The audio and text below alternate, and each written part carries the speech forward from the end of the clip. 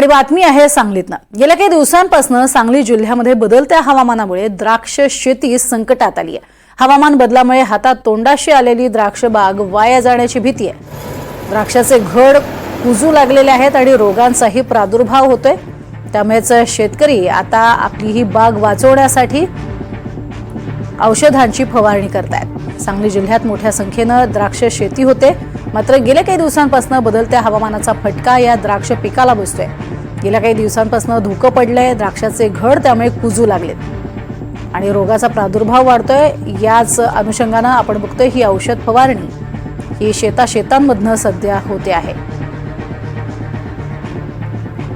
संपूर्ण जिल्ह्यामध्ये अशीच परिस्थिती सध्या पाहायला मिळते। माझी स्वतःची द्राक्ष शेती 10 एकर आहे, पण ह्या आता वाढतं प्रदूषण आणि झालेले हे म्हणजे हवेच्या प्रदूषणामुळे पर्यावरण असमतोल झाल्यामुळे बाग पिकवणं अतिशय कठीण झालंय। आणि आम्ही सोसायटी बँकेच्या कर्जा काढून ह्या बागा उभा केल्या आणि सरकारची ह्या बागेविषयी शेतकऱ्याविषयी असलेली अनास्था ह्यामुळं शेती करणं अतिशय म्हणजे हे जिकिरीचं होऊन गेले। शेतकऱ्याला बाग तोडायच्याशिवाय पर्यायच राहिला नाही, कारण एकतर वाढते पेस्टिसाइडच्या किमती, वाढती मजुरांची मजुरी वाढली आणि वाढतं डिझेलचं खर्च, ह्यामुळे शेती करणं किंवा द्राक्ष बाग पिकवणं हे अतिशय म्हणजे अतिशय जिकिरीचं काम होऊन गेले। त्यामुळे आमच्याकडे आता हे द्राक्ष शेती काढल्याशिवाय पर्यायच राहिलं नाही। पण असेच जर सरकारची अनास्था या द्राक्षाविषयी किंवा शेतकऱ्याविषयी असेल आणि हे पेस्टिसाइडच्या किमतीवर नियंत्रण नसेल सरकारचं किंवा मजुरी वाढत चालली, तर ही राहिलेली शेती पण द्राक्ष शेती धोक्यात येईल आणि द्राक्ष शेती ही म्हणजे नामशेषच होऊन जाईल। आमच्या बागेतलं द्राक्ष शेती संपेल। तर ग्राफिक्सच्या माध्यमातून बघतोय रब्बी पिकांना गारपिटीचे अवकाळी फटके बसतात। सांगली, जळगाव, धुळे जिल्ह्यात 2639 हेक्टरवरील पिकांचं प्रचंड नुकसान झालंय। सांगलीतल्या वाळवा तालुक्यात 250 हेक्टरवरील द्राक्षांचं नुकसान झालंय, तर जळगावमधील द्रावेर आणि यावल तालुक्यात 1108 हेक्टरवरील पिकांचं नुकसान झालंय। जळगाव जिल्ह्यात तूर, गहू, मका आणि केळी या पिकांचाही नुकसान झालंय।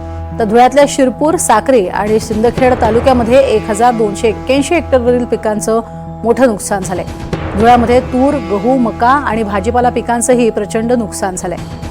नाशिक जिल्ह्यात 23 गावांमध्ये 301 शेतकऱ्यांना पावसाचा चांगलाच फटका बसलाय।